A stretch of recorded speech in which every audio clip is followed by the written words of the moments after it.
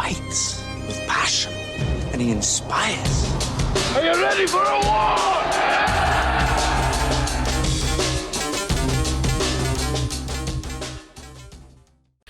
All right, welcome back to From 8 Arbitration.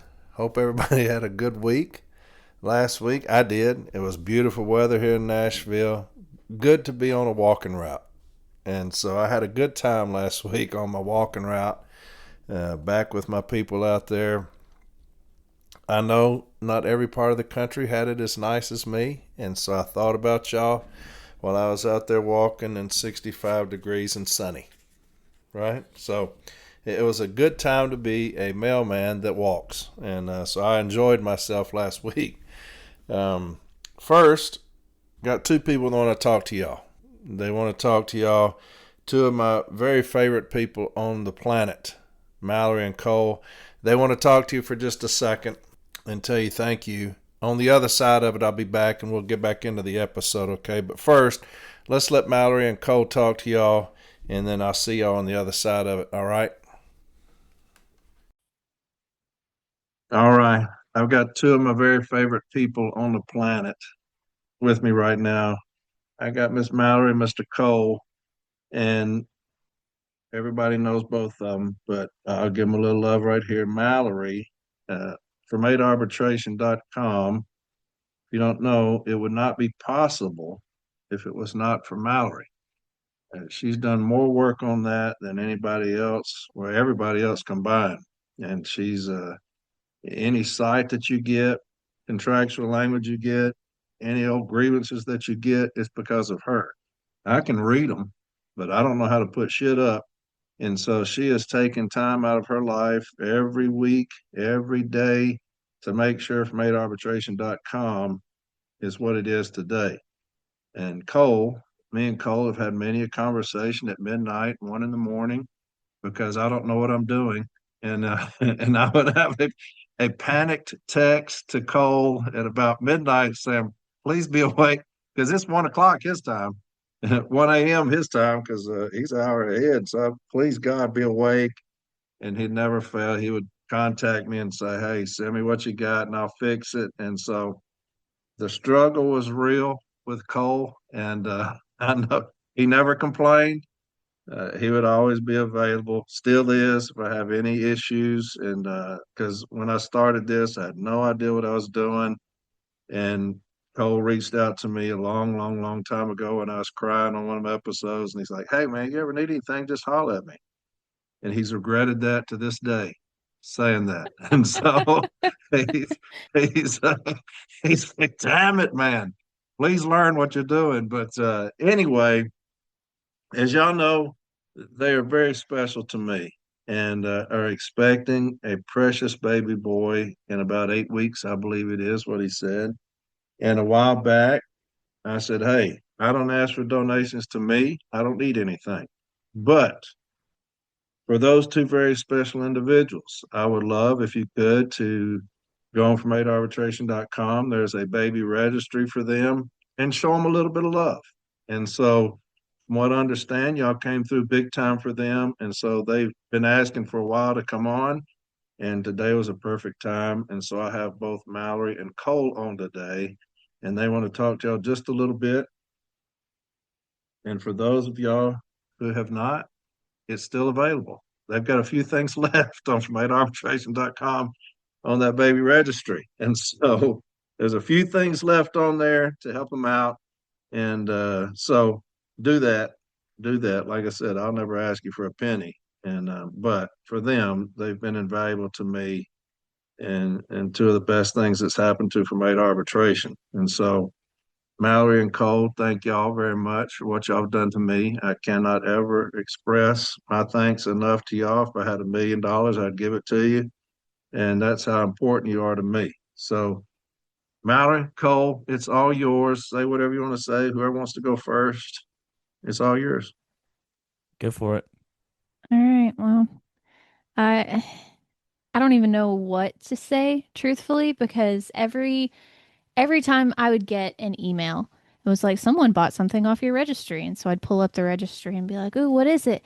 And every time I was just floored, because it's just so gratifying and wholesome and just such a nice feeling to receive this stuff for our son from people who we've never even met. And the the stuff that y'all have bought, stuff that we thought was going to be, family gifts at the baby shower, which the baby shower isn't until this weekend. Y'all have completely bought out our baby registry to the point where at the baby shower, we just said we wanted diapers and books. Like, there's nothing else that anybody bought us or could buy us besides a really expensive car seat. We got a second car seat because somebody on the registry bought a $300 car seat for us. Like, they bought one of those owlet socks that measures the heart rate and the respiration rate and stuff. Like, y'all, it blew my mind. I can't tell you how many times I just got like emotional. I mean, obviously, because I'm pregnant, but it it was just such a magical thing to have city letter carriers from across the country come together for us. And I, you know, I don't really feel like I do too awful much, and especially lately, I have slacked off on the website. I'm sure some of you have noticed. Um, it's on my list of things to do. It's just been difficult with, you know, being pregnant and tired all the time, but it's on my list. But yeah, I mean, looking at the registry right now, it all that's left is like diapers and toys, things that he can't even play with yet, and Ohio State merch. Just stuff that doesn't really matter. I think it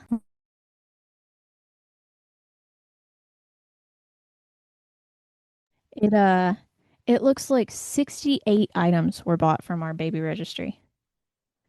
That's wild. I really can't thank you enough for blessing us and our son in this way. Like, and a lot of people have roasted me also because we picked his name out.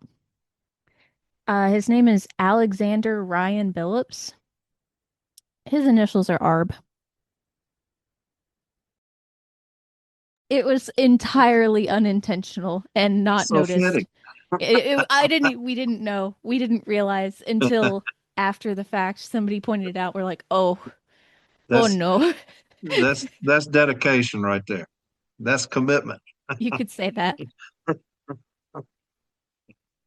Well, so I mean, I don't have a lot to add, other than from the bottom of my heart, thank you to everyone. Thank you, Corey, who has helped us immensely over the past several years. It's been a great privilege to get to know you and to get to know all of those that I've gotten to know listening. It truly blows my mind that the generosity. Um, I am not a very outwardly emotional person, but this genuinely has shown me that I think there is still some good left in the world. And they listen to this podcast of a crazy bald guy screaming about fuck this and fuck that, and but no, genuinely, thank you to everyone who has just overwhelmed our house with boxes. There was a minute where through winter, we just didn't have the motivation to clean house and pick up and stuff. We had what we lovingly called Box Mountain by the door, where it was just boxes and boxes and boxes and boxes and boxes. And we're like, oh, we're going to deal with Box Mountain. We never dealt with Box Mountain. Box Mountain didn't get dealt with for like a month and a half because we just kept getting Amazon orders of people on our registry buying us stuff. And it would just be another box on Box Mountain. So, um, yeah, I guess to cap this off, I do want to say that each and every one of you means the world to both of us. And I know I speak for Mallory when I say this. And I know that I can say for me, and I feel very confidently I can say for her, we never did anything for any sort of gift, any sort of monetary anything.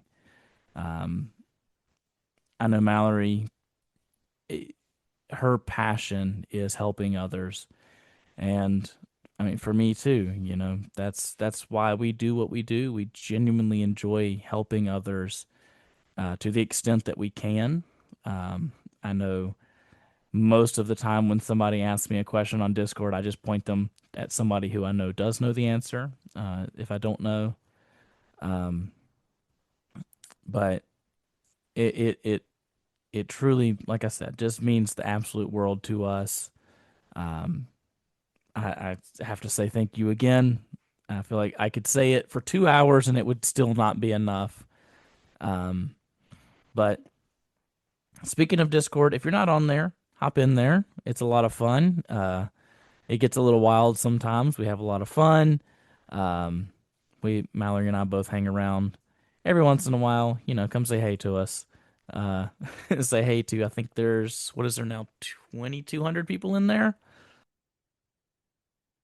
Yeah, like Yeah. And 2,200. if you're looking for a significant other, Discord is very good. Yeah, I Uh, mean, it's a very good for matchmaking. It's happened It's twice. yeah, it it's has that's happened a, twice, which we've had is, some above an average amount of people that you would expect to get together from a Discord server, but weird that it it, happened twice. it gets a little loose in there sometimes. I have to sneak in there and I'll sneak out. And it's like I don't want to get punched. You get a stray in there every once in a while, and I'm like, oh shit. But and I'm like, damn, this from arbitration. But I love Discord because as much goes on in there, the strays, like you say, a lot of good education, a lot of questions when you talk about things that are happening immediately, and that's what I want when we take over.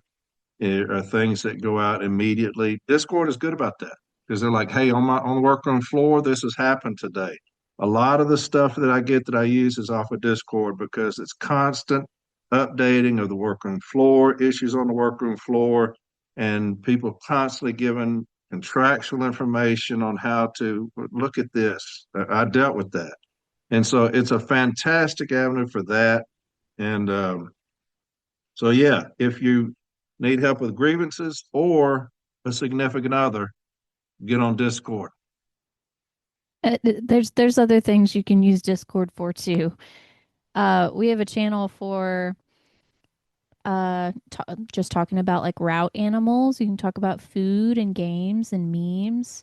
But outside of that, the for made arbitration topics, like there's a channel for CCA Corner. There's a channel for OWCP help, route protection, LMOUs, events and rallies, like anything that you can think of that has to do with the daily life of a letter carrier. More than likely, there's a separate spot on the Discord where you can go talk about this kind of stuff with other people, other letter carriers. It's Yeah. primarily city letter carriers in the Discord. There's some other members of other unions in there, but they're few and far in between. It's stewards and city letter carriers. Very good stuff. I love Discord. Reddit, same way, but Discord was first. And so that that has a special place for me. But like I said, I get in there and just kind of observe, and then I'll sneak off. And every once in a while, I'll say a little something, and just to get shit stirred up, and then I'll leave. And so, but Can I, anything can I else tell you you want the to? can I tell you the Yeah, best question I think I've seen asked in that Discord? It happened the other day. Somebody asked, they said, I'm a newly converted regular. What are some things I need to look out for? And that to me was the best question to ask. yeah. There's so much stuff that you don't think about, and I think I chimed in a little bit and then the conversation kind of went off. But a lot of people, chimed in and said, oh, you got to look out for this, do this, do that, stuff like And that. one of the things that, if we're going to talk about it, one of the things that I have a problem with is that I've been a steward for 20 years. And when I talk about things, I need to remember that some people have been a steward for 20 days, not 20 years. and the lingo that we use, the language that we use, they're probably like, where in the hell do I find that at? You're talking about all these things. I don't even look that up. And so that's one of the things that I've had to struggle with the most is to make sure that, as an advocate, as a formally rep's done it a while, as a shop steward's done it for a while, not everybody's done it for a while. And so you need to make sure that you start with the basics and work your way up. And that's what Discord is good for as well, is that we're going to keep you on the basics. If you want advanced shit, we got a lot of people in there that are advanced, and a lot of people that are advanced in Discord. But one of the things that I've had to make sure when I do episodes is take them exactly where they need to go, because not everybody's done it for 20 years. So It's funny you say that. I've got a buddy back when I was still a city letter carrier. There were two people that started at an office, a neighboring office that I was helping at. Wasn't my office. Gave them both my numbers, said, I'm a steward. If you need anything, reach out. Lo and behold, one of them becomes a steward. And he files his first grievance last week. There's a group chat, a text chat between me and this guy and Cole and a couple of our other buddies who are immensely knowledgeable about the contract, helping him with his first grievance because his branch president just threw him out to dry. He had to do a informal A grievance on his own discipline because his branch president was like, all right, just go ahead, go. yeah, and that happens more than people know. That a lot of stuff we deal with. I know you see the emails that come in from arbitration. That happens more than people know. Is, hey, on this grievance, my president's not going to help me on this. Is there any kind of guidance? And you're like, what are you talking about? Your president won't help. Well, they're just doing this or that, or they don't agree with me. And I'm like, that is a grievance. If it's opt-in grievance, that's a grievance. Well, they're not going to help. And so, yeah, that's another thing. Like you say, that's a great thing. Discord is those type of things. If you're just not getting any help, Discord's going to be there to help you. And they've got live chat where you can sit there and talk live to people, and they can talk right there with you on how to help with grievances. And that's when you talk about from arbitration, that's what it's supposed to be about. I know I get crazy sometimes on my episodes, but what it's supposed to be about is educating and helping. And that's what Discord does. It's generally what from arbitration is supposed to be about, is education and helping. And that's what y'all do the best. All right. What else y'all got for me? I don't think I have anything else. Is that it? I guess think so, yeah. Well, you're going to keep us updated on the little one. Yep. We'll come back on when the little one's here and talk about how well he's doing. How's that sound? Sure. Sound good? If Tell you what. Mama's up to it. While y'all are in town, you can do one from the home studio here in North Carolina. You can do a full episode. I'll do an episode because my wife, Tracy, has mandated that as soon as that baby is born, we're driving up there. And so, yes, we'll do an episode from home base up there in North Carolina. Is that all right? Oh, yeah. And you're welcome as long as you want to hang around. We'll be here, I think, a month. So if Tracy wants to stay the whole month, y'all come on. Don't say that. Don't say that. She will do that. She'll do that. I will say, y'all are in my birth plan, that y'all are allowed visitors. It's his family, my family, and y'all, and that's it. Well, we'll be there. I'm telling you. I promise you, we'll be there. Well, I can't thank y'all enough. I love you very much. Everything that y'all have done for arbitration for me.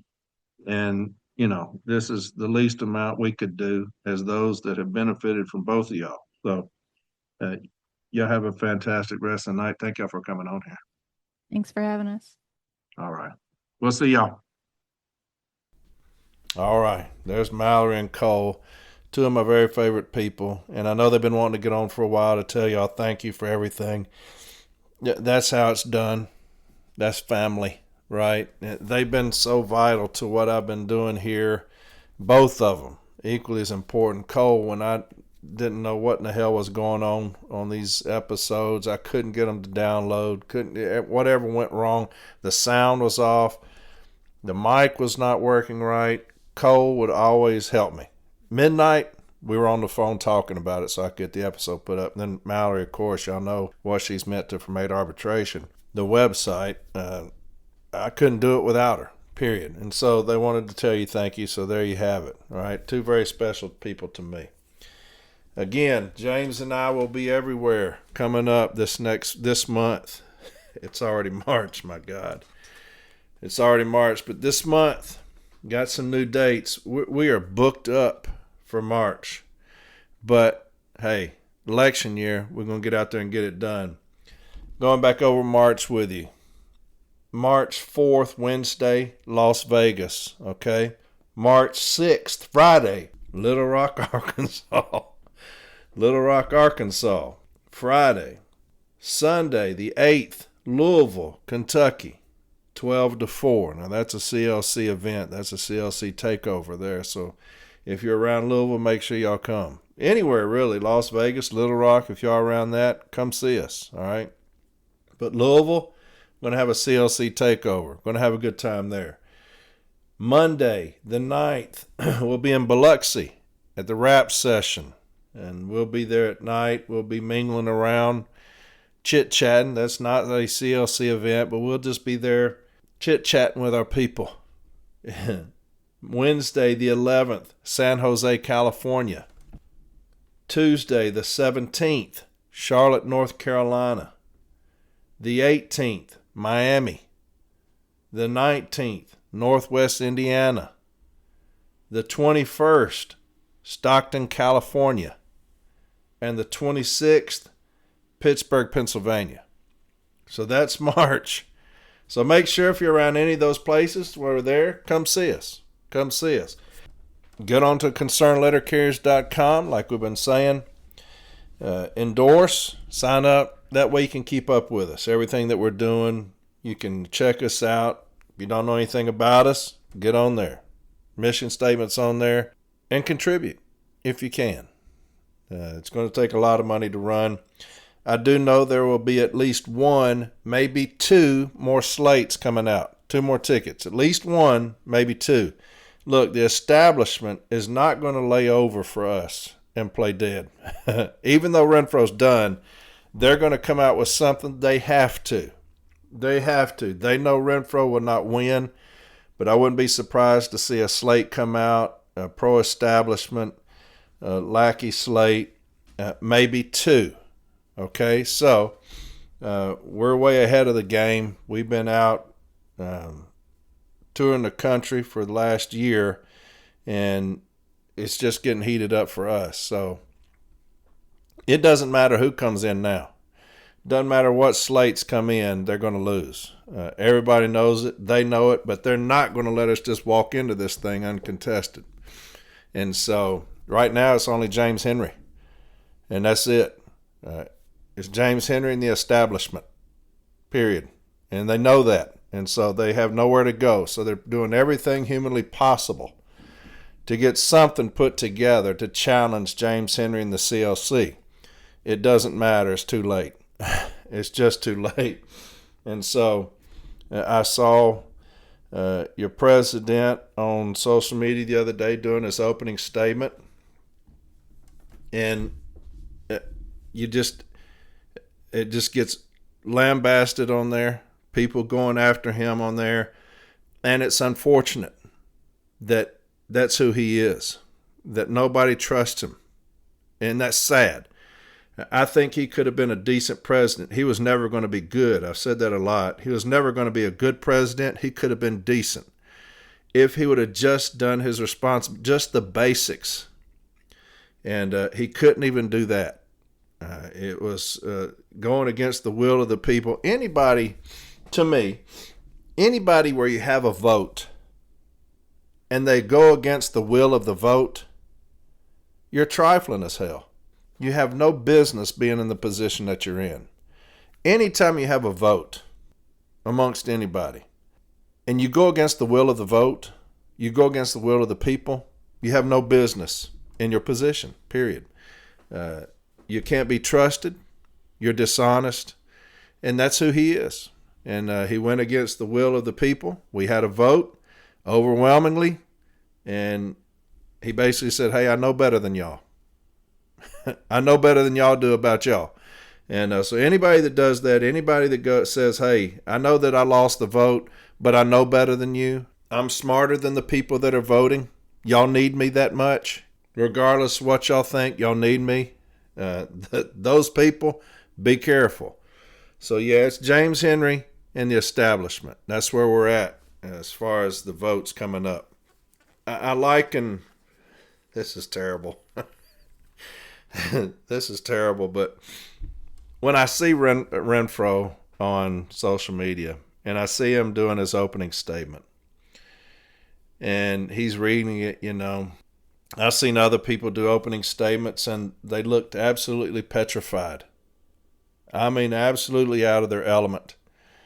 And so I'm thinking, dear God, that individual would get carved the fuck up. I mean, it looked like a third grader giving a dissertation, giving a speech in front of the class. And I'm looking at Renfro, and it's sad because I don't trust anything that comes out of his mouth because I've heard it before. I've heard it all before. And so I can't even listen to it and have any kind of hope that we're going to get anything accomplished because it's the same thing that I heard. Now, I know that he's gone out and done all these things about these committees and all this stuff. But like I've always said, fool me once, shame on you, fool me twice, shame on me.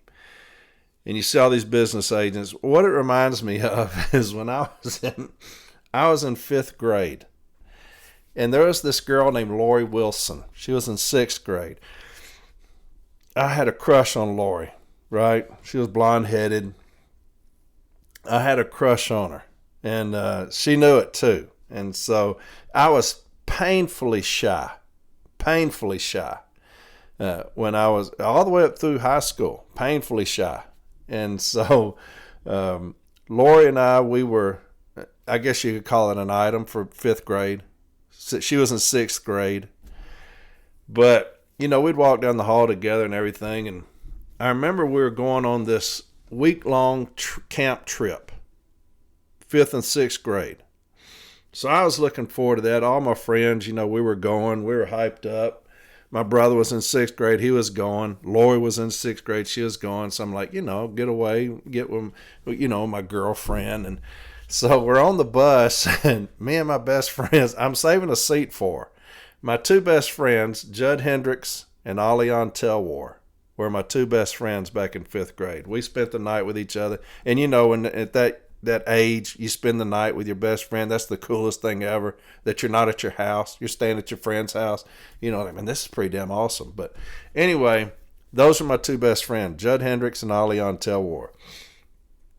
They're sitting across from me, right? So I'm sitting there, and the bus is loading up. I'm like, where is Lori at? You know? And so the bus is full, and I'm thinking, I know she's coming. She told me she's coming. So I'm looking around, and I asked my friends, you know, where's y'all seen Lori? You know, and they're both looking at me. They're not saying anything. And I'm like, have y'all seen Lori or not? And they're looking. They look in the back. So I look back there, and there's these two sets of feet. One's going up, one's going down in the back seat. And I'm like, is that Lori's shoes? And so I walk back there. She's in the back seat making out with this guy named John Hodge. And I'm like, what the hell is going on here? It just crushed me, right? Broke my heart. So she jumps up, you know, and I just, you know, shoulders slunched. I walked back to my seat and just broke my heart, man. Crushed me. And so obviously we didn't last. Get to Bellevue Junior High. 7th grade and 8th grade. She's in 8th grade, I'm in 7th. And we kind of strike it back up, right? And so we, again, walking down the hallway together and whatnot. My friends think I'm crazy. And it comes time for the Valentine's dance. And so we were supposed to go together. I was going to meet her there. So I get there, it was $2. So I get there, I pay my $2, and I pay $2 for her. And she's not there yet. So I walk in, and so, let her know that I'm going to pay for her. So I go in there, and we're standing there, all my friend, Alian and Judd again, and some others. They got their girlfriends there. And so I'm just kind of looking around. So have y'all seen Lori? And so they gave me that same look. And so I'm, like, well, what's up? Is she here? And they're looking at me. And I remember Alian, he's like, she went into the gym. Well, the problem is that the gyms, the lights are off. The only people that went into the gym were couples that were making out, right? So I'm like, damn, surely not. So I go walking into the gym. There's all these couples just kind of hunched around, So I'm going up to each one, it looks like something in a movie, like scram, and excuse me. And so I walk up on this one. They're sitting at the bottom. And I look, it's Lori and Joe Parker. And she's making out with him. I'm like, God dang. Because, like I said, I was painfully shy. I wasn't about to kiss nobody. And I'm like, damn. So she jumps up again. She's running after me. And I was like, you owe me $2. That's the only thing I could come up with. You owe me $2. And she's like, I paid my own way. Like, damn it. I lost my girl and $2. And so go out. Aliana and Judd are furious at me for even getting back with her, furious at her. The other girls are furious. And so I ended up dancing with somebody else. It was about 2 or 3 weeks later. Aliana, Judd, and I are sitting in the library. And I've got my Bellevue jacket on. The little windbreaker? It's got the owl on the front. We were the Bellevue owl. It's got the owl on the front. It's blue and white. Got Bellevue owls on the back. So we're sitting there. And here comes Lori through the library. And she stops, and she's just kind of small talking. She's like, it sure is cold in here. She's like, would it be okay if I wore your jacket? And I was like, yeah, that's fine. So I'm taking on my jacket. Alian stands up. He's like, no, it's not okay. He's like, you're not going to keep doing this. You don't need his jacket. He said, you need to leave. Judd jumps up. Put your jacket back on, Corey. He's like, hey, look, leave him alone. He's not going to give you his jacket. Just leave him alone. So she walks off, and so my friends are standing there looking at me, and they're like, Corey, she only comes around when she needs you. She's not interested in you. And that was a hard pill to swallow. That the person that I wanted to love me wasn't interested in me. And she only came around when she needed me. Your president is Lori. He's not interested in us. And the only time he comes around is when he needs us. And that's just the fucking way. That's the sad, cold, hard truth of it, man. He's Lori. And these business agents, they're not interested in us. They only come around when they need us. And just like clockwork, they need us. So here they come. And all this training. All these, if you ever put in for something, you got it. We're going to arbitration again. We're going to start moving grievances now. Y'all need us. Here we are. They're just not interested in us. Your president, you know why he's coming around now? Because he needs us. He's just not interested in us enough to need us when, the whole 4 years. It's just this last portion right here. The motherfucker, he's coming around because he needs us. Well, he can kiss my ass. His days are over. Those business agents, their days are over. And so, yeah, anytime you see something with him on it, instead of just saying, hey, you're a piece of shit, get the fuck out, just say, Lori. Lori. Lori. That's all you need to say. Everybody will understand. But that's who he is. He's Lori. He only comes around when he needs us. He's just not interested in us. And that was a heartbreaking thing to hear from my friends, but it was true. It was so true. And at a young age, crushed me. But that's the way it is. He's just Lori. But had a good day today. Today was a great day. We started off Orlando. He was on his Zoom, and he did a fantastic job, a really good job. But Orlando Gonzalez, he's going to be the next business agent of Region 15. But the first of every month, that Sunday, he does a Zoom, educating the region. People get on there. He tells you his plan, exactly what's going to happen. Fantastic guy. He's going to be a fantastic business agent for Region 15. A lot of support there in that region. And so I can't wait for y'all to experience him. Fantastic individual. Now, the one that's going to be my next business agent, Dana Chambliss, Region 8, she was on Joshua Shroom's podcast. If you haven't listened to that, go listen to her. Fantastic job by her. They submitted questions. You could tell some of the questions are kind of gotcha questions. She handled that. But I knew she would. She's a very powerful president in my branch. And so it's the biggest branch in the region. And she is an absolute star. And so I cannot wait for her to be the business agent of this region, because this region is my home. It was funny because I saw some buttons that the current business agent is passing out, and it said experience matters. And I'm thinking, experience matters. Now you're talking about the region that is the worst region in the country, Region 8. And it's got the worst backlog of grievances at B in the country. And it's because of the complete and utter failure of my business agent. And to put out a button say experience matters is a slap in the face to anybody that's done anything worthwhile in this union. To say that that's the experience that matters is the experience of incompetence. And that's the only experience we've gotten out of this business agent is incompetence. And to say that a backlog of 18,000 cases in one city, is worth being reelected over is a laugh. It's a laugh. And so, experience matters. And that's going to be kind of the MO of this establishment. Experience matters. You're talking about a president who is a colossal failure in every fucking thing he's done. Experience matters. You're talking about an executive vice president who has bent over in front of labor and has kowtowed to them. Experience matters. You're talking about an executive council, a director of retirees that was put over the DRT process, and it ballooned from 8,000 cases to 50,000 cases pending B. And they're going to say experience matters.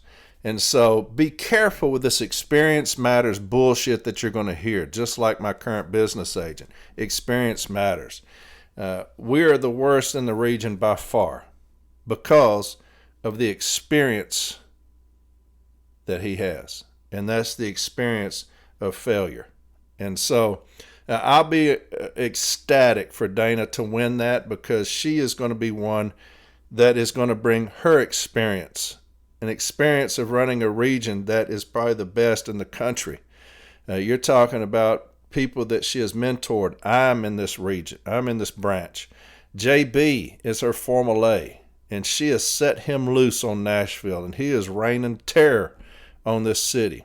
And so go listen to Joshua Shroom's episode, because she's brilliant in that episode about how she's going to handle things in her plan. And so I can't wait for that. But more and more of these CLC will be on Zooms, and y'all be able to hear them. We'll be going around the country. You'll be able to hear us, just like I said. But yeah, great days are coming for the city letter carrier when the CLC takes over. Great days are coming. I promise you that. We're going to bring experience, and the only thing that matters, experience on the workroom floor. People think that this is some kind of rocket science, neurosurgery. We're going to open up people's craniums and operate on their brains. That's not what's happening. When you're talking about experience, you got to have experience on this floor, experience in the JCAM and the contract grievance procedure and things like that. All of us have experience in that in spades. I'm not worried about experience. And so when people talk about experience, we're not dealing with, like I said, rocket science here. It's union, and we're all adept at union. And so I can't wait for us to get in there. James' plan, you're talking about with Paul Bollinger, Director of Education, coming in, the templates we've been talking about, the dogs of war taking over the toxic working environment on this floor, making sure we're addressing that. And so, just a few things, but I cannot wait to get in there and start implementing these things. And so we will show you what experience truly is, experience of the workroom floor. And we've got that more than anybody else. But I've got a lot of screenshots, a lot of stuff. Then we'll call it a day, but it's a lot of screenshots. I got a couple more sites for you, but I've got to get rid of these screenshots. I just keep taking screenshots and they're building up like crazy. Had the BFN, Build a Fighting NELC, that had their Zoom today. It was about 4 hours. Sat in on that. Had a good little group show up for that. And I support the BFN. I support Build a Fighting NELC. Those things are born, things like that are born out of incompetence of the union and the president. You have things like Build a Fighting NELC born out of that when they talk about the incompetence of our union, the inability of our union to fight. So you have groups like Build a Fighting NELC pop up, and they're growing in numbers. They're very educated, very driven, passionate. A lot of passion in that meeting. And so, yeah, I support Build a Fighting NELC. Anybody that's going to say they're going to hold the union accountable, right, to fight for the city letter care, I'm about it. I'm about it. Regardless what you think of them, politically, whatever, I don't give a shit. I don't give a fuck who you vote for, what your political affiliation is, your political party, don't care. If you're going to fight for the city letter care, I'm about it. Okay? So they will always have my backing, right? I will always support Build a Fighting NELC. And so it was a good time with them today, listening to them. I didn't participate. I just listened. And so they did a good job. But yeah, if you had competence, you probably would never hear of a Build a Fighting NELC if you had competence in your union. But it's because of the incompetence in your union that you do have Build a Fighting NELC. You do have the CLC. And those that are saying, hey, look, we've given y'all a shot, you failed miserably. And you continue to do so, even when we put you on notice through a vote of the TA. That's putting you on notice that you're failing. You continue to fail, pushing the TA through on us. That's continuing to fail us. And so when you do that, you have things like Build a Fighting NELC. You have the CLC. And we're going to relieve you of your responsibilities. And that's just what's going to happen. The city letter care, this movement everybody's talking about, is only growing. It's not subsiding. It's only growing stronger and stronger. More and more carriers are standing up to the union. Why? Because we've been abandoned. And I've said this for years. We've been abandoned by the Postal Service. Every week I tell you about the failures of the Postal Service towards us. We've been abandoned by our union, the agent. And I don't need to tell y'all about that. But because of that, here comes the CLC, the Lions. And we're going to take over this motherfucker come the end of the year. And that's just the fucking way it is. I know a lot of people are salty. Don't care. I know a lot of people are very upset that the establishment is getting voted out. The status quo, the good old boys. Don't care. They're leaving, right? Because the city letter care, the only ones that are important are standing up, have stood up, and they're not sitting down, right? They're not going anywhere. And you're going to see in this next election what I'm talking about. Y'all going to catch the brunt of what y'all been doing this last 3 years in this election coming up when the CLC takes over. Like I said, you got James Henry or the establishment. It's what you want. You're going to have to decide. Do you want James Henry and the CLC, those that are going to bring change, those that are going to put the city letter carrier first, or do you want the establishment? That's your vote. And so I think that they're going to make it quite clear coming November who they want, and it's going to be the CLC. They're going to want to put the city letter carriers first. And so I can't wait. I'm excited. let's get to some screenshots. A lot of things people would send in to me. I'm just going to start reading them, right? There'll be shout outs in here, but I'm just going to go from the front to the last. Can I get a shout out? If so, Kevin Cordova, branch 1037, is a badass. And I hope I said that name right. Kevin Cordova, branch 1037, is a badass. I reached out to the Region 10 business agent's office and they put me in touch with her. Pennsylvania one is showing the video of Nathan Arn getting hit by a vehicle, then pointing out that he was wearing a hoodie. She wrote a sternly worded letter demanding apologies for her harassment grievances. Thanks. She's all in for the protection of their brothers and sisters. So, Kevin Cordova, branch 1037, for being a badass, you get a shout out, and I thank you. We need many, many more badasses in this union, right? We need many, many more badasses on the workroom floor.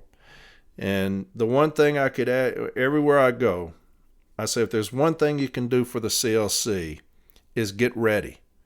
Get yourself ready.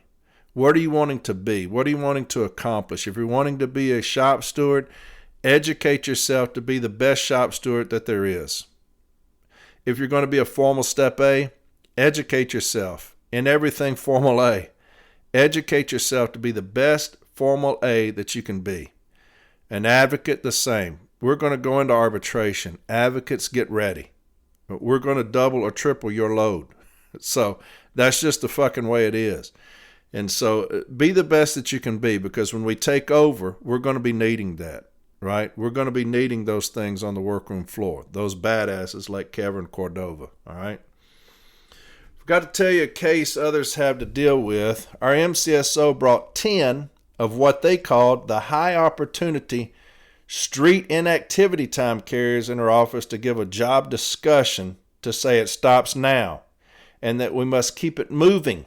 And if anyone takes any breaks outside the 10 minutes and lunch, they will have to submit a written request to DRAC. Now, I'm going to jump on my union again. I know y'all probably get tired of it, but I'm going to do it. Because I'm going to keep, every week I'm going to keep telling y'all what's going on around the country. My carriers, we take a break in the office, and my carriers say they can't believe it. The shit that goes on around this country. I'm going to tell you this again. I forgot to tell you, in case others have to deal with it, our MCSO brought 10 of what they called the high opportunity street inactivity time carriers in her office to give a job discussion to say it stops now and that they must keep moving. And if anyone takes any breaks outside the 2:10s and lunch, they will have to submit a written request to DRAC.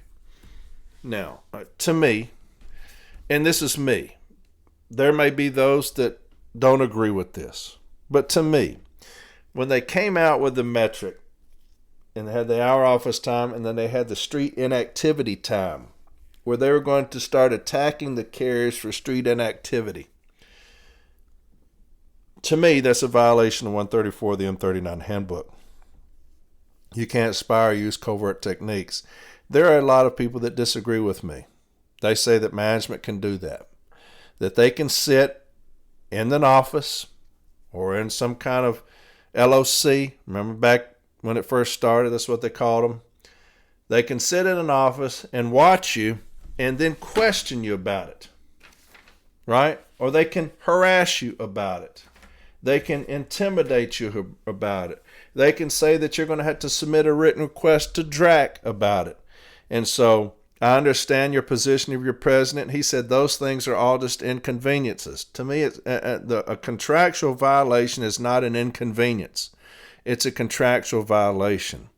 To tell me that something's an inconvenience because management is violating the contract, to me, is ignorance. And this president is full of it. I think that we should have challenged that nationally. Why? Because we can't lose. You can't. If they're doing it, they're doing it. What are they going to do? Just keep doing it? But we are the only ones with contractual language on our side. Management does not have anything on their side. Even Article 3, they must follow. When you look at Article 3, they say, well, it gives us all these rights. to manage, to maintain the efficiency and all this shit. So yeah, we have that right. But at the bottom it says, while postal management has the right to manage the postal service, it must act in accordance with applicable laws, regulations, contract provisions, arbitration awards, letters of agreements, and memoranda. Consequently, many of the management's rights enumerated in Article 3 are limited by negotiated contract provisions. And then it goes on, for example. So, to me, the M39 handbook would fall under that. And when it says that under 134, if you see some form of loitering, you must accompany me on the street, which means go with me on the street, which means do not sit your fat ass in a chair and then question me later. It says you must accompany me on the street, and two things you cannot do when you're doing those things: street supervision, because if you're watching me on the street, that's street, right? That would fall under street supervision. That's not office. It's street. So if I'm on the street, street management, it tells you what you must do and what you cannot do. You cannot spy, and you cannot use covert techniques against me. You're going to have to explain to the arbitrator how you sitting in an office, watching me on a computer, then questioning me, intimidating me, and threatening me is not spying or using covert techniques or using it in an above board manner. You're going to have to tell an arbitrator that, and they're going to have to say it's none of those things. Now, I don't agree with the union that management sitting at a desk looking at a computer based off of GPS data is not spying or using covert techniques, and it's doing it in an above board manner. I just don't think that they can do that. I do not think that they can win. People disagree. I'm going to take it to national arbitration. We should have taken it when they came out with that metric saying that they're going to start challenging stationary events, and they started ravaging the city letter carriers on stationary events. It's only because you had a memo come out in 1983, a joint route adjustment process and TREAP, that they were allowed to watch us jointly on the street and question us based off of that scanner data. That's catastrophically stupid. You should never, ever have opened that Pandora's box about watching us jointly on the scanner and then questioning us based off of that. That's idiot. The memos, to me, and I could be wrong, but this is my opinion, management just wanted those memos. They knew that they were not going to re-up that thing. They wanted those times, and I'll show you something here in just a minute about it. They wanted those times. And Lloyd, I'm going to read something from him. Lloyd even takes advantage of our president, right? They knew that these things were not supposed to be anything other than these memos, that they were parameters, right? These 22 minutes parameters. I've said this, y'all. I know y'all get tired of me just saying shit every week, but if I have something that says I have no street standard, which I do, I've got numerous things that say I have no street standard. If I've got something that says I have no street standard, I cannot have a street average for anything. Why? Because I don't have a standard. I don't care if management says, hey, and I've said this before, if I go in, my supervisor says, hey, Corey, we need to talk to you for a second. Yeah, as just a basic shop steward. Just a shop steward now. I'm not any official anything. As a shop steward, I go back into the office, and the supervisor says, hey, Corey, look, what we've done is we've been watching the carriers. We've got 39.99s or 45.84s or whatever, and we've come up with 100 days, 20 different carriers, and the averages for the load times, we've kind of narrowed it down to the averages being about 22 minutes of load time.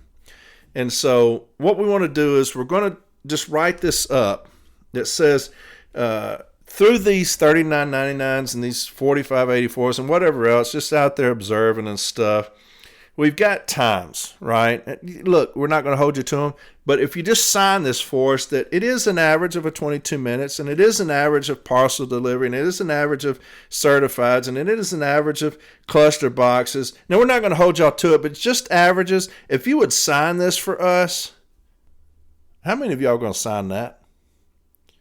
as a shop steward, how many of y'all would say, you're not going to use it against us? No, we're not going to use it against you. Just sign it. Just sign it. And just to show that these are just averages. We can't use them against you, but just averages. So just sign right here. I've already got your name signed right. Just sign beside that. How many of you are going to sign that? As a basic shop steward, how many of you are going to sign that? Your president did. Your president did.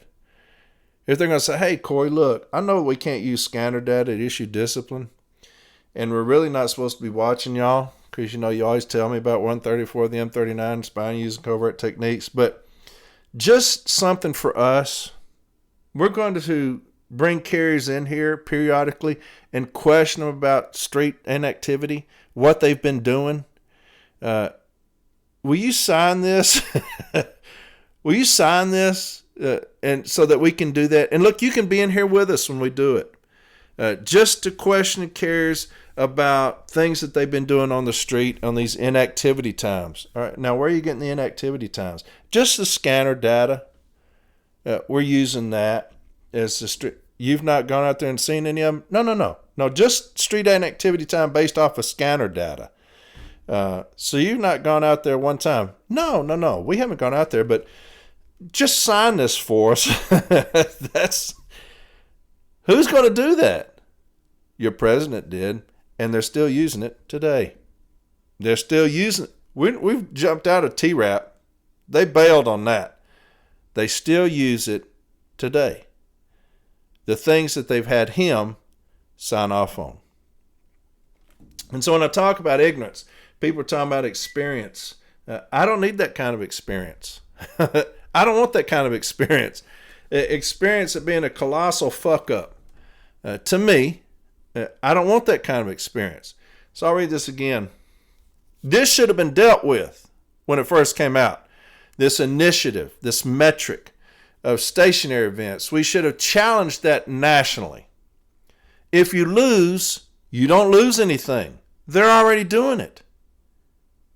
They're already doing it.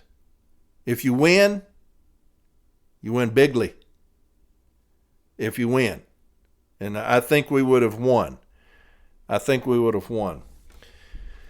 Forgot to tell you, in case others have to deal with it, our MCSO brought 10 of what they called the high opportunity street inactivity time carriers in her office to give a job discussion, to say it stops now and that we must keep moving.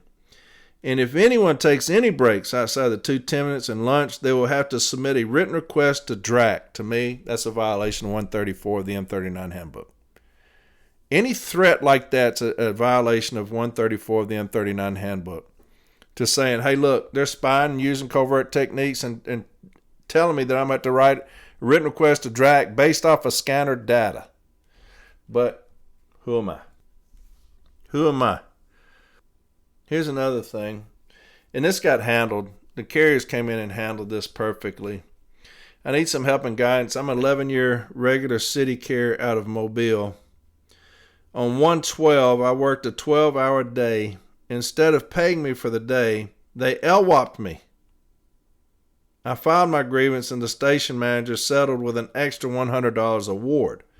So as of today, 2/23, still no payment on light blue payroll. The station manager says it's out of his hands, that the people above him are the ones not putting it into tax. He's saying they're petty and holding a grudge from the extra monetary compensation. Where do I go from here? You go to another grievance and you ask for additional monies. Anytime there's non-compliance, look, we file grievances on management, right? I don't want to hear any sob story about, hey, look, it's out of my hands. Don't care. I'm filing this grievance on you. You're in management. You signed it. You need to take care of it.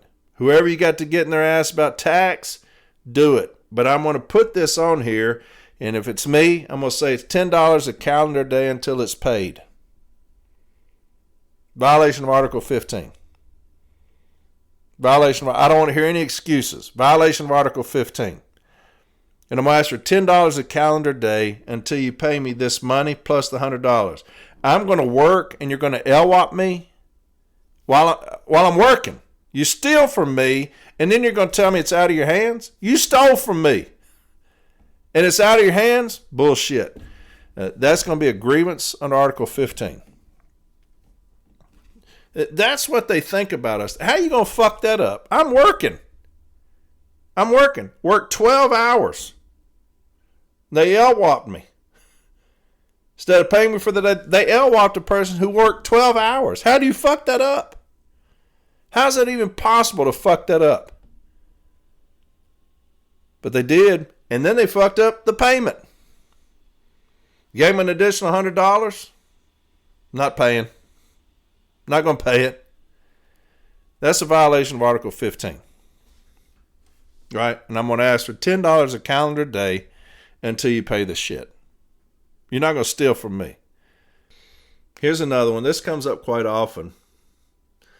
Requesting a few interviews in regards to a notice of removal. The postmaster tells me he's requesting copies of the completed interviews. Tells me, well, Article 17 lets the union request information from management. Shouldn't that work the other way around? No, shouldn't. Article 17 is for us. When you look at it, it does not say managers, it has stewards' rights. It doesn't say managers' rights. It says stewards' right to have the right to information. It doesn't say management has the right to information. The only time they have a right to information is at the formal Step A meeting. And that's when we're going to exchange our contentions, right? We're going to give them our contentions. They'll give us theirs. That's the only time that I'm going to give them anything. Even at the informal, I don't have to give them shit. We just have to go over documents. I ain't got to give them a damn thing. At the formal A, we have to exchange documentation, right? Our contentions. So if any manager says, hey, I'm going to need, you can get that at the formal Step A. I need it now. You can get it at the formal Step A. Formal Step A rep will have everything I've got. You can get it from him. They tried that thing. If you listen to the Memphis mini-series, I think it's the second day when I questioned management's formal Step A, same shit. They're requesting information. Blistered his ass. Go back and listen to that. But, yeah, they have no right to information until the formal Step A meeting. Okay? So if any manager says, hey, I need this or that, you're not going to get it. You're not going to get it.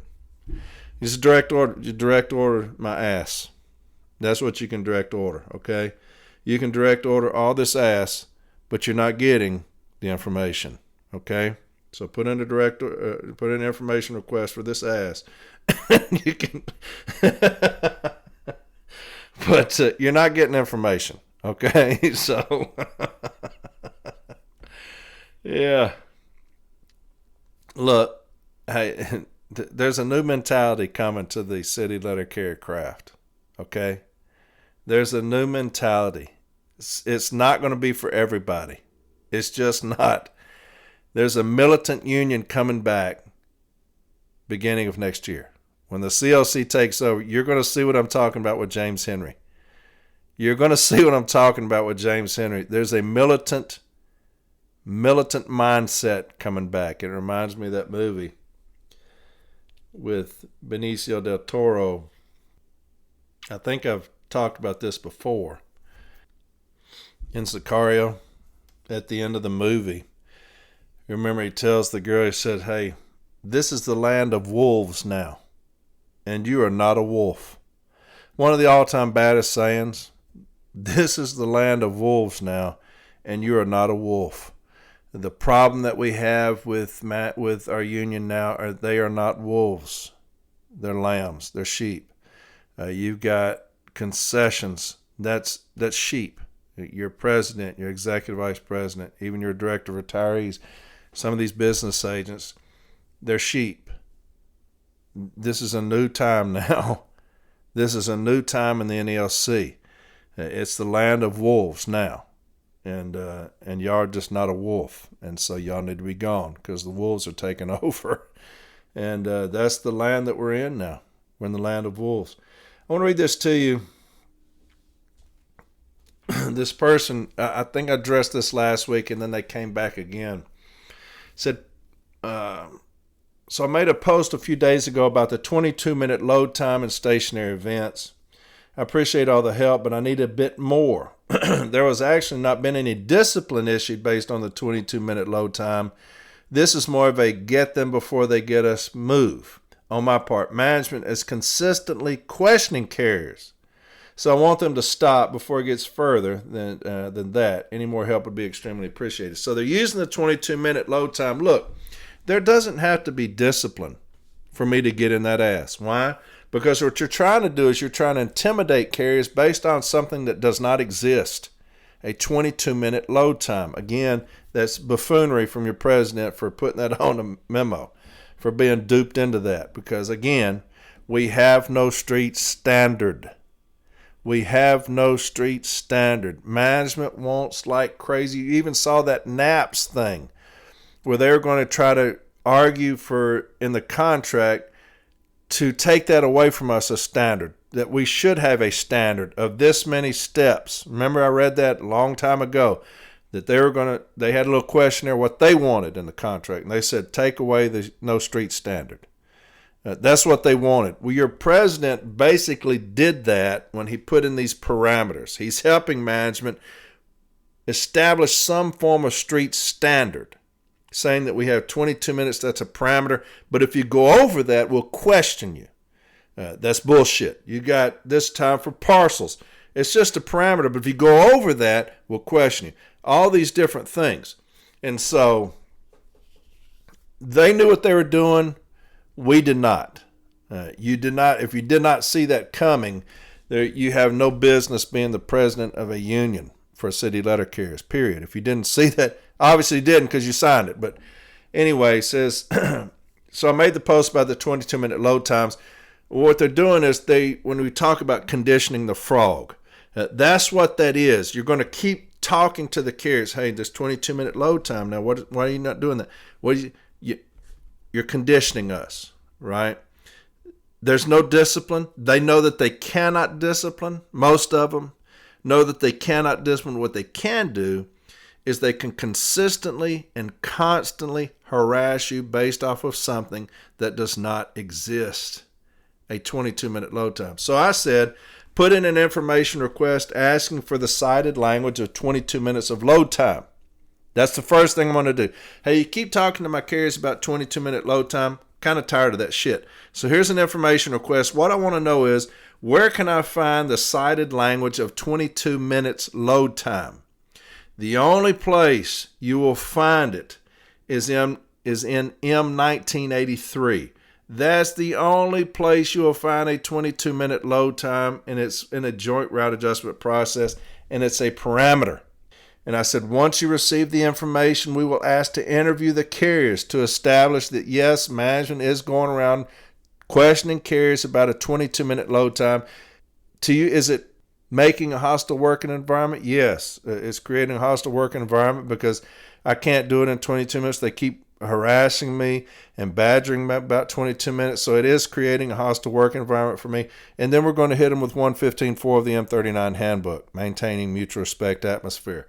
You're dogging my carriers based off of something that does not exist. Okay. Then we're also you could, if you're going to say section 115.4 of the M39 based off the constant harassment and bullying based off of something that does not exist. JSOV will be a tweener. I know Paul Bolangelo will say file it. He's a JSOV junkie. File it, because making the numbers is not the excuse for the abuse of anyone. So what you're trying to do, if you're going to consistently say 22 minutes, that's trying to make the numbers.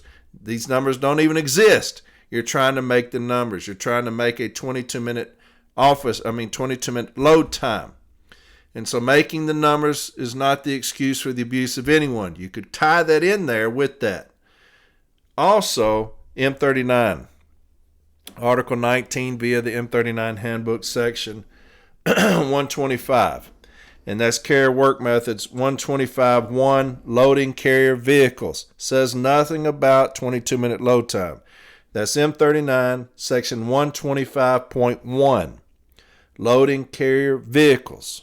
Right? There's nothing in any handbook or manual that says 22 minutes. Even the M39 Management's Handbook, loading carrier vehicles, does not say anything about 22 minutes. You look at a letter sent out by Lloyd, and this is December 5th of 2022. Now, this is James Lloyd, Labor Relations Policies and Programs. Now, that's who's working with Barner.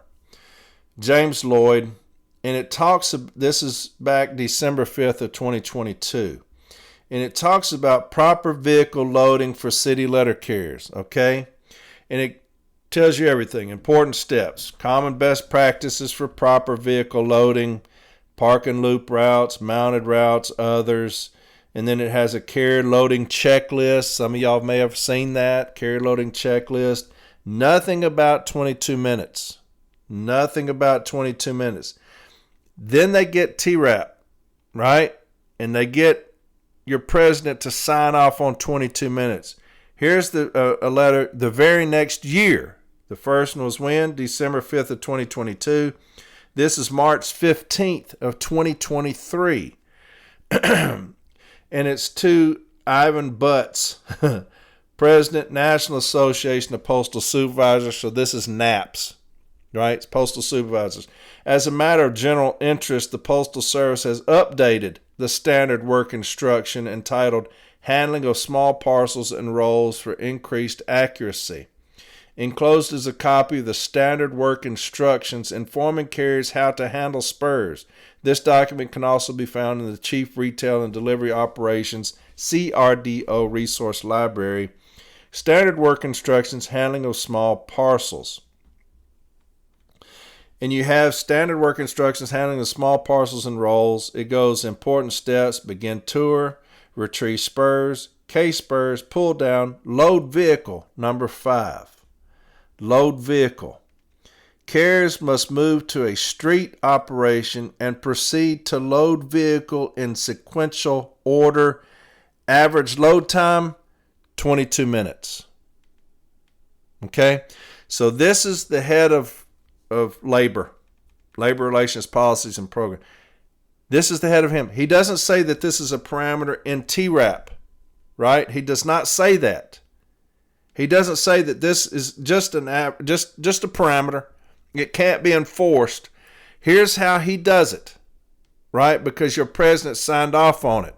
He does not tell people, hey, don't badger them. Just this is what he says. Load vehicles. Carriers must move to the street operation and proceed to load vehicle in sequential order. Average load time, 22 minutes. And that opened the door for them to beat the shit out of us for a 22-minute load time. Average load time, 22 minutes, so y'all should be at least average. He doesn't say, hey, this is a parameter we've taken out of 1983. It's a parameter that we've taken out of this joint route adjustment process. It doesn't mean anything because the carriers have no street standard. He doesn't say that. He opens the door for us to be abused. Now, this is the head of labor. This is one who works with Barner. Head of labor, he says, average load time, 22 minutes. Now, where did he get that from? The only place 22 minutes is ever referenced is 1983. The only place. That's the reason you need people with experience signing documents. With experience where? On this floor. On this floor, to understand when you do stupid shit like that, this is what happens. You cannot trust anybody. And I've said that over and over again. You cannot trust anybody. I don't care if you're talking with cufflinks and high-priced shoes or people down here in spandex. Right? You cannot trust anybody. You can work with everybody. Trust no one. Trust no one. I can sit across the table with anybody and talk to them just like I'm talking here. We can do that. I don't trust a soul. Why? Because this is the head of labor saying average load time 22 minutes. Opening the door for management to kick the shit out of us. Right? So there's that. Here's another thing I thought was funny. Now I took this out of Area and Regional Update. This is January 2026. Area and Regional Update. Y'all get that? It's from the Postal Service. This is not union. It's from the Postal Service. inside the first page, achieving productivity targets critical to USPS success. Achieving productivity targets critical to USPS success, and this is Chief Processing and Distribution Officer Isaac Cronkite. I hate to tell Isaac, they're failing miserably. I hate to tell him that, especially since he's a Chief Processing and Distribution Officer. He sounds important. In this new year, processing and distribution facilities throughout the country have newly stated objectives in place. Among these are improving truck utilization, reducing the amount of delayed mail, achieving plant-specific package productivity targets, and reducing mail processing costs per piece. So, reducing the amount of delayed mail. And I hate to tell my brother Isaac Cronkite, they're failing miserably. And this is probably from the plant, delayed mail at the plant. I don't know if he's talking about on the workroom floor. But we have more delayed mail now than at any time in the history of the Postal Service. I've never seen so much delayed mail. Routes not being delivered. Just come back at 5, bring the mail back. In no time, I've been doing this 34 years. You delivered the mail. You just delivered the mail until you were finished delivering the mail. What you cased, you delivered. They'll bring back entire routes now. They'll tell you at 5 o'clock, just bring everything back. Deliver your packages. So this says we have routes with 3 to 5 days worth of mail. Our customers are pissed, and don't blame them. It's been very depressing coming to work and seeing this day after day. There's no plan. Just make sure packages are delivered. Has been like this for months. Also, our forwarding, UTF, misthrows are stacked up for weeks. Management turns a blind eye to all. And I'll read something next week that somebody sent me. And it says, residents on the northeast side of Cedar Rapids say mail tracked through the United States Postal Service's informed delivery system is arriving several days later than expected. So Isaac, my man, I hate to tell you, y'all are failing miserably. But they don't care about the mail any longer. It's the craziest shit I've ever seen. The Postal Service doesn't care about the mail. It's bizarre to me that's the case. But here's another thing. El Rio Mail Carrier's new shift plan could lead to more late-night deliveries. It talks about delaying more mail. Here's another scanner. Attention all carriers. Carriers are to return to the building before 5. Please follow the previous day's instructions in regard to leftover mail and parcels. They don't care about delivering mail anymore. And a lot of people are talking about this thing that said Supreme Court rules the Postal Service can't be sued even when mail is intentionally not delivered. But you also have something that, if you remember, the OIG, Appeals Court upholds demotion of postmaster over false delivery scans. So we still can go after management. They can't be sued for intentionally delaying the mail, so we're afraid, hell, that's just going to open up the door. But I would still go after them for falsifying scans and delaying the mail. We can still have them demoted. We can still have them moved. It just says that they can't be sued. And so this says Appeals Court upholds demotion of postmaster over false delivery scans. A postmaster was demoted when the USPS OIG found that his staff improperly scanned more than 1,000 packages, showing them delivered when they hadn't been. The USPS OIG investigation discovered that over 1,000 packages were falsely scanned as delivered at the Webster facility, but were actually still in the Amazon post office. And so it says Amazon. I guess that's right. And so, yes, we can still go after management for delaying the mail and falsifying delivery scans. They just can't be sued. But I would still go after them if you have to call the OIG. To me, those things should be handled by the business agent's office. If you're having delayed mail and they're saying, hey, bring the mail back, we're just not going to deliver it, I would report that to the OIG. I would give, if I'm the business agent, I'm say any undeliverable mail, let me see that. Now, they were doing that with the business agent's office, and Dana does a great job of explaining, hey, look, they were doing that. I sent them all this delayed mail stuff, never heard back from them. So it's kind of a black hole when you get some of these business agents because they just don't give a shit because they're not on the floor. And so, but falsified package scans, I would send it to the business agent. If I'm a business agent, I want to know those things. I'm going to put my RAA on it, contacting the OIG saying, hey, you're falsifying scans down here. Just want to let you know. You're delaying mail. They're not even letting it go out. They're first class mail, second class, still sitting there. It's not going out, not being delivered. And let them know. I'm going to be a thorn in management's side until they get the service back in the service, right? And so until we put the service back in the service, I'm going to be a thorn in your side. Numbers is all that matters to the Postal Service anymore. It's not the product. It's not the good service. It's numbers. You want to beat supply. Same point last year. We want to beat these hours. So what we're going to do, just not going to deliver the fucking mail.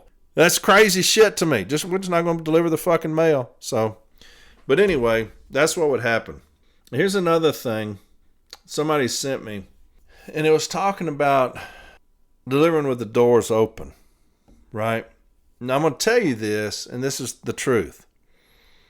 The new vehicles that were coming out, the new vehicles we're getting, the post office says that, hey, we can tell when the carrier has the door open with these new vehicles. It will let us know when the vehicle's in motion and the door is open.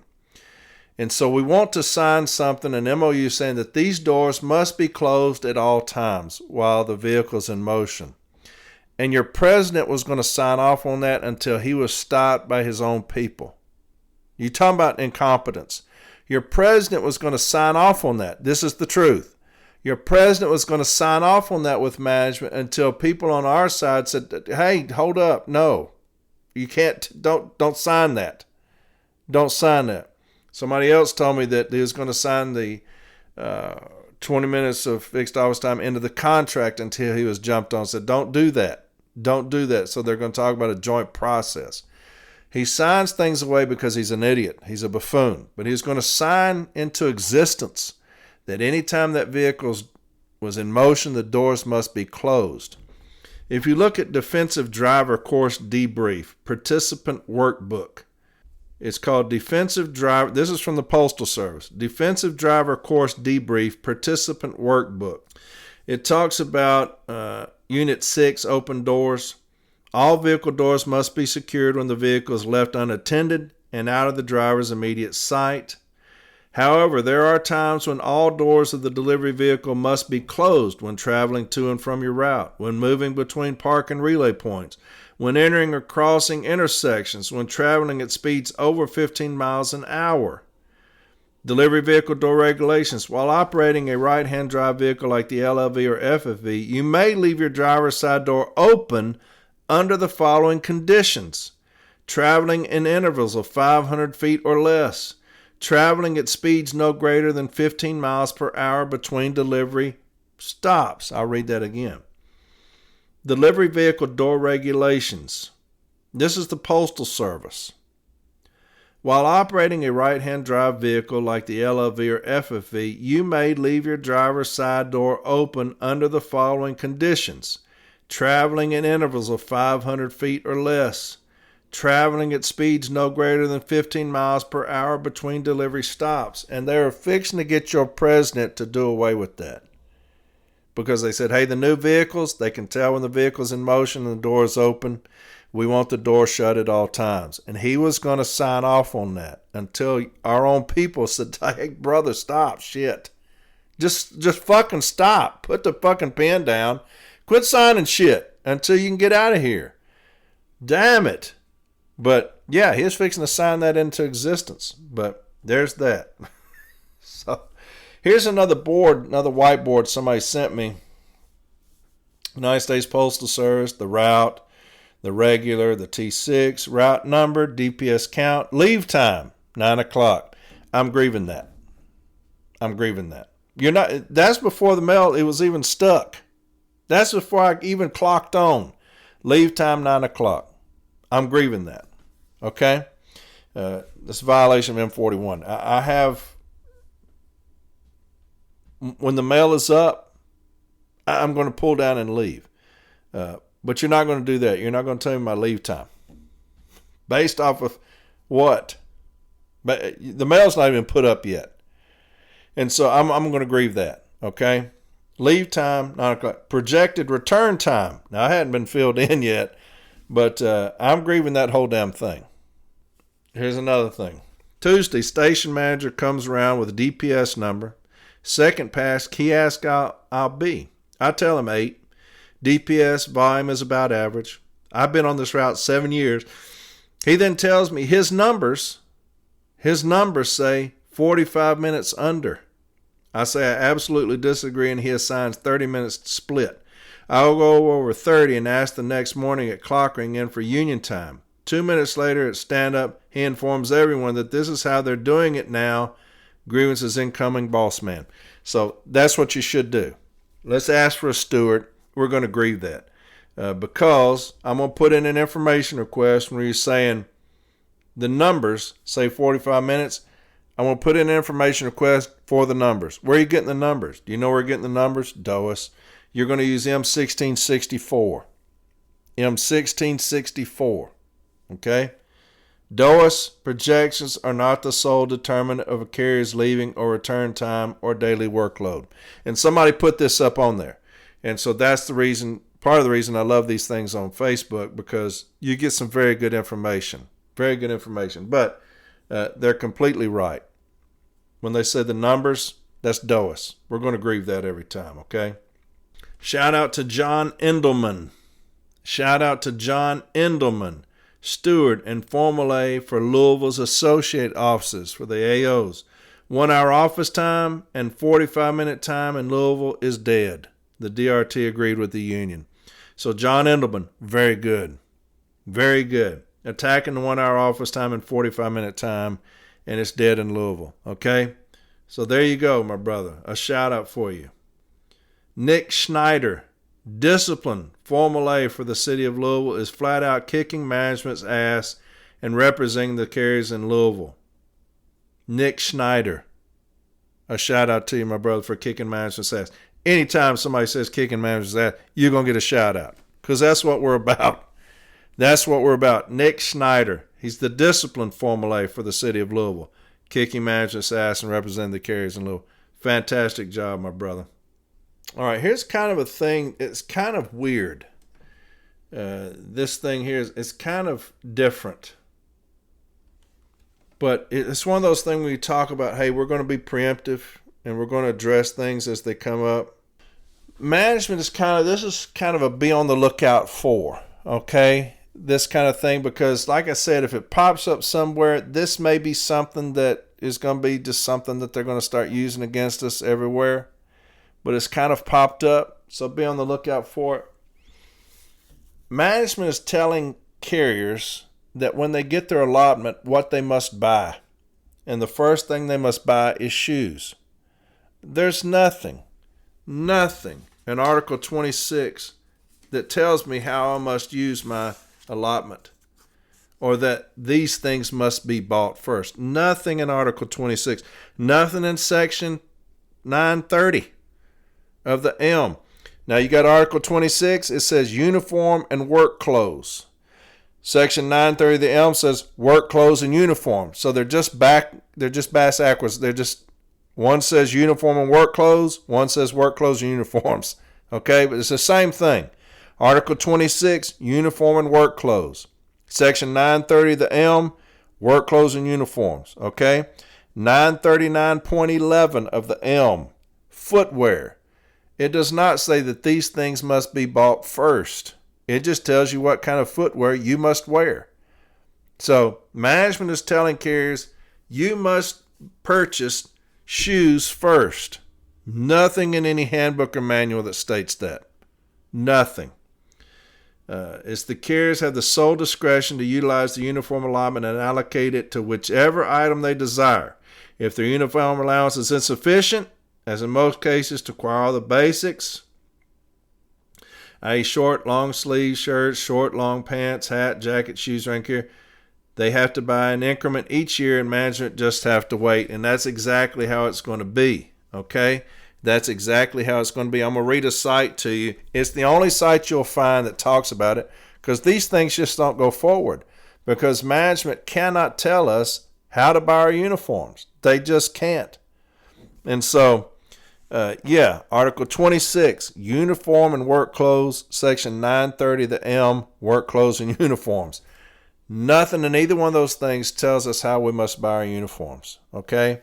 If you're up northeast and you're saying, hey, I'm going to buy rain gear first, cold weather gear first, do that.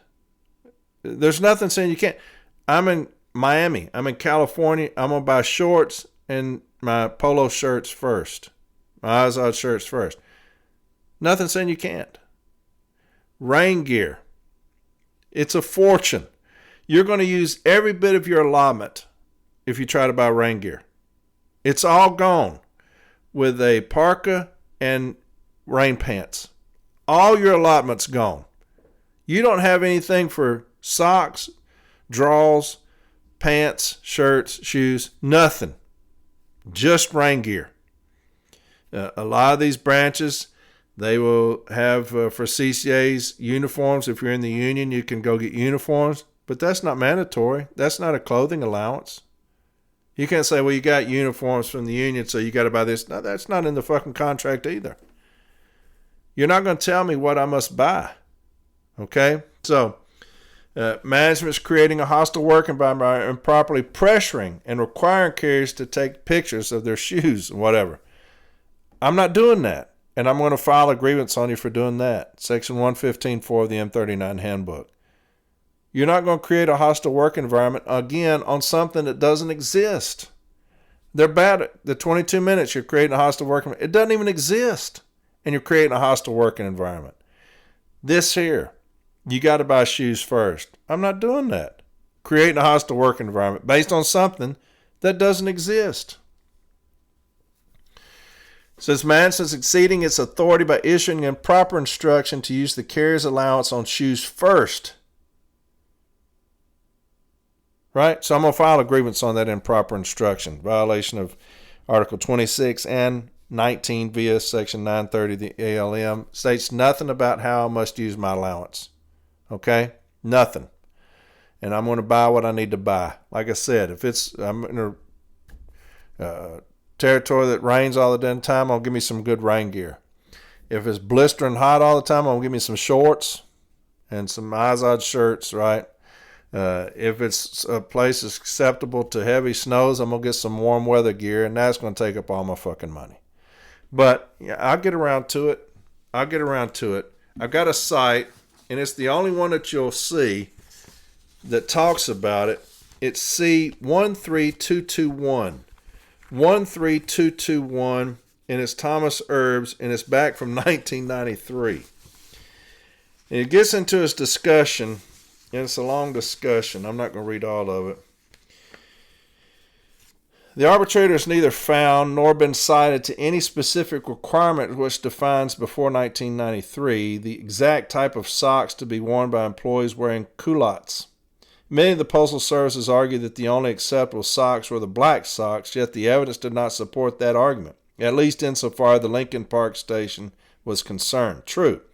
One management witness stated that years ago she had been sent home for wearing footies. On the other hand, the union's evidence, which was not rebutted by management, indicated that female carriers at this station had been wearing culottes with footies or anklets for a considerable period of time, all without objection. The arbitrator credits these witnesses and must accordingly find that footies and or anklets were an accepted part of the uniform at Lincoln Park for some period of time. It is noted that in 1991 a more specific sock directive was issued. Management quotes from a June 1991 postal bulletin, which was not in evidence. Allegedly, this bulletin states that the National Uniform Committee intended that employees wear either black knee-length, neutral-colored hose or a colored coordinated sock. Bright socks were not allowed. Subsequently, the December 1991 Postal Bulletin was issued requiring neutral-colored hoses with shorts and jumpers and blue-gray or white socks or black knee-length hose. However, a correction was issued which left off any reference to a particular type of sock to be worn with skirts or culottes. Hence, in August 1992, there was no specific regulation. With such an open-ended uniform requirement coupled with the practice at this station, the arbitrator can well understand that the carriers, at least in this case, were led to believe that the wearing of anklets or footies with culottes was an acceptable adjunct to their uniform. It appears clear that it was only after the new uniform regulations were issued and after a complaint from a male carrier that local management unilaterally decided to accelerate the new sock requirements. Nevertheless, the regulations which were issued indicate that although the new socks were authorized in March 1992, there was also to be a fairly long phase-in period. There was no mention in that directive as to discipline being issued for non-compliance with the new regulations prior to December 1993. Thus, as laudable as uniformity in appearance may be among the carriers, this was not a specific requirement that governed the issue presented herein, and management's case can only extend so far on this point. Even the June 1991 Postal Bulletin references that there are no specific requirements for culottes. Then it goes on to express the intention of the National Committee in regard to socks, but did not go so far as to forbid anything but bright socks. Management went beyond encouraging employees to comply with the intention expressed. Not only did local management direct these employees to secure the new socks, which the arbitrator believes did in fact occur, but management also threatened discipline if the carriers did not have the new socks within a very short period of time.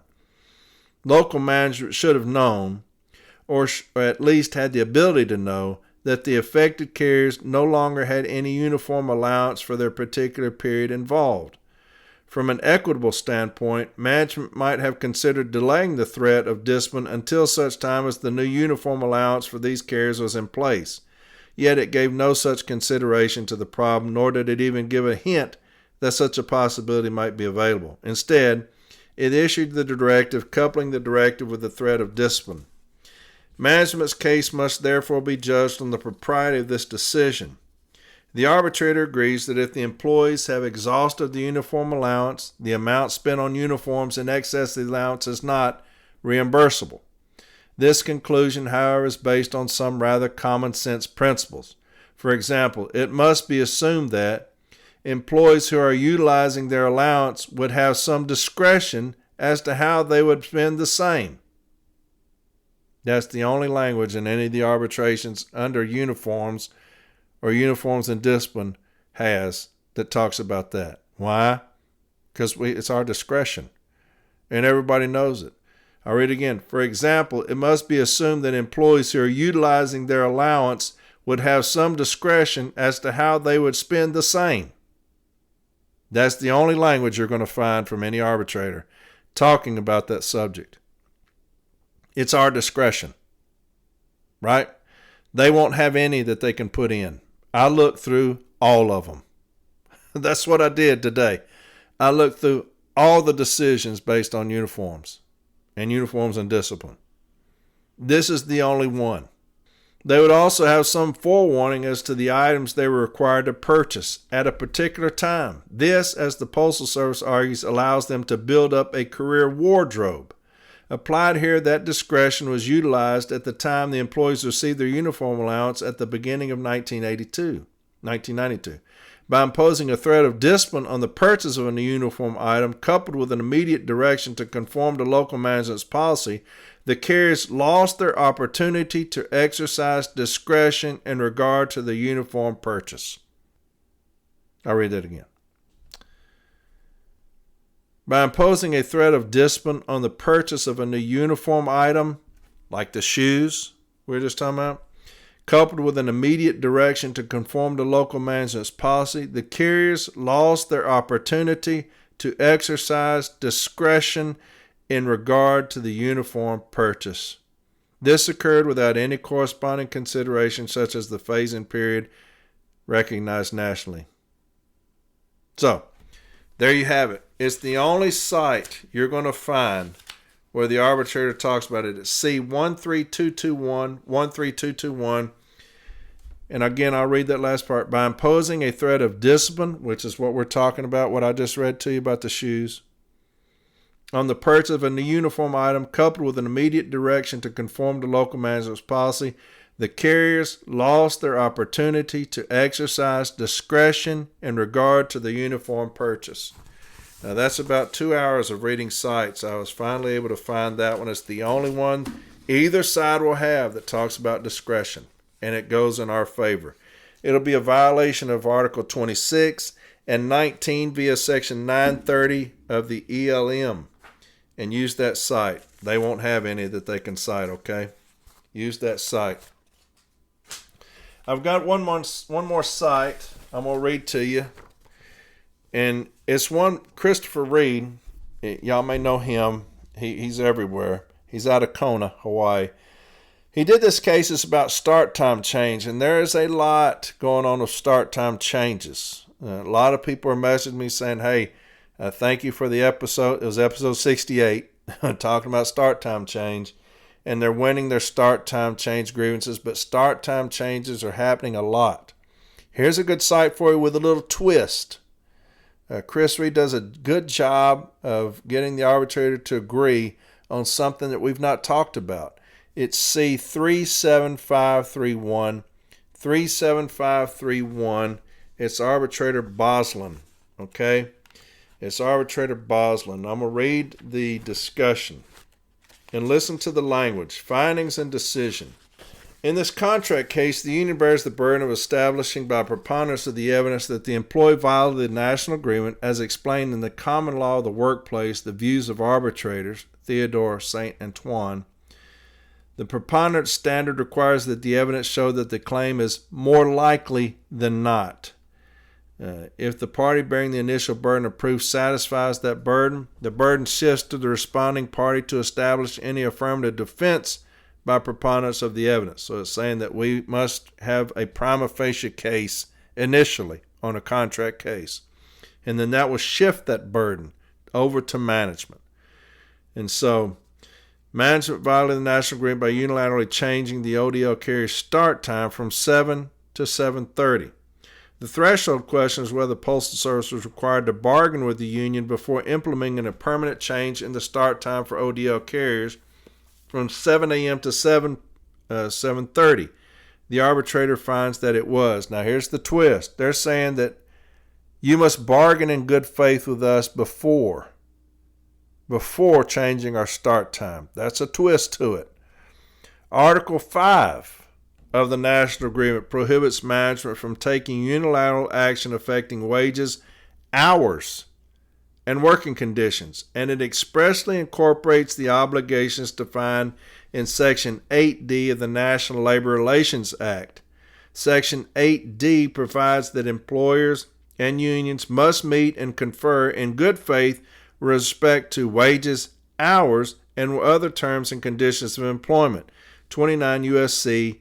Subsection 158D. The Supreme Court has long held that unilateral changes to mandatory subjects, including work schedules, violate Section 8A5 unless the employer has bargained to an agreement or impasse or the union has clearly and unmistakably waived its statutory right to bargain. The NLRB has held that work schedules are a mandatory subject to bargaining. The Postal Service argues that Article 3 and Article 19 authorize unilateral adjustment of ODL carrier start times. However, Article 3 is expressly limited by the remainder of the agreement. Article 5 specifically restricts unilateral changes to hours of work and under standard principles of contract interpretation applied in labor arbitration. The specific limitation in Article 5 prevails over a more general reservation of managerial authority in Article 3, the common law of the workplace.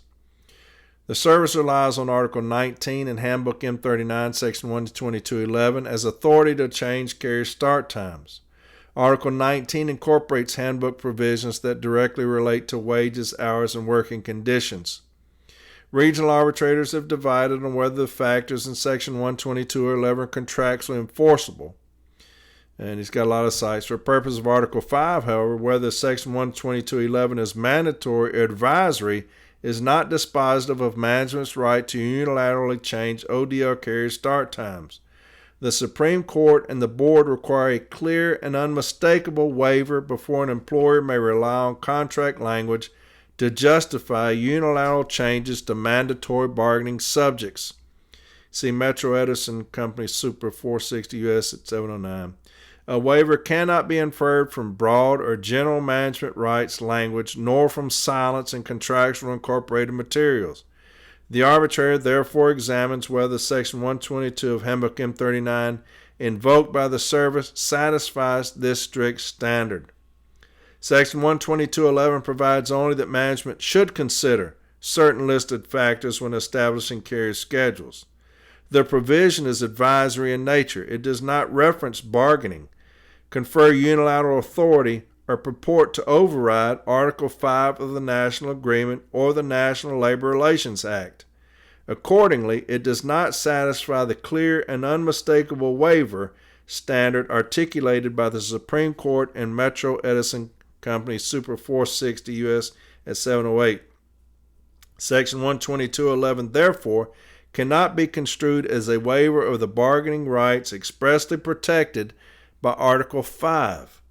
The National Labor Relations Board has consistently held that even minimal changes in starting or quitting times constitute changes in hours of work that require bargaining. In Hedison Manufacturing, the board held that a 5-minute change in reporting time required bargaining. The board held that a unilaterally 30-minute change in employee start times implemented without bargaining to impasse or waiver violated the Act. The board found a violation where the employer unilaterally reduced lunch periods for 30 minutes to 15 minutes, notwithstanding discussions with union members and the brief duration of the change. In PepsiCo Bottling Company, the board held that a 15-minute change to an employee's start times and changes to break periods required bargaining. To the extent that some regional arbitrators have reached a contrary conclusion, this arbitrator respectfully disagrees. Against this legal framework, a permanent 30-minute change in start time from 7 a.m. to 7:30 constitutes a material change in hours of work, a mandatory subject of bargaining. The credible evidence of record establishes that management did not bargain with the union to agreement or impasse before unilaterally implementing the change to ODL carrier start time, and because no contractual provision clearly and unmistakably waives the union's right to bargain over start time changes, the arbitrator finds that the unilateral implementation violated Article 3 and 5 of the National Agreement and the bargaining obligations incorporated from Section 8D of the NLRA. So what about that? Article 5. That's a good little twist to it, and I would start using it. That's a fantastic one. Section 37531. 37531. Also, episode 68. Check it out. Okay? Episode 68 will help you. 37531, a great site for us. A good one. All right? There's your episode for today. Hour and a half. Not too bad. Not too bad. But, so, going to be a busy month. James and I are going to be everywhere. A lot of the CLC is going to be out and about. Can't wait. Can't wait to take over this thing and get it away from experienced incompetence. Experienced incompetence. That's the experience that we have right now in there, is experience at a complete incompetence. And so can't wait to get rid of it and get people in there that are on fire for the city letter carrier and love the city letter carrier and put them first. Y'all have a fantastic rest of the week. I love you light blue. I love you with everything in me. I love you. I do.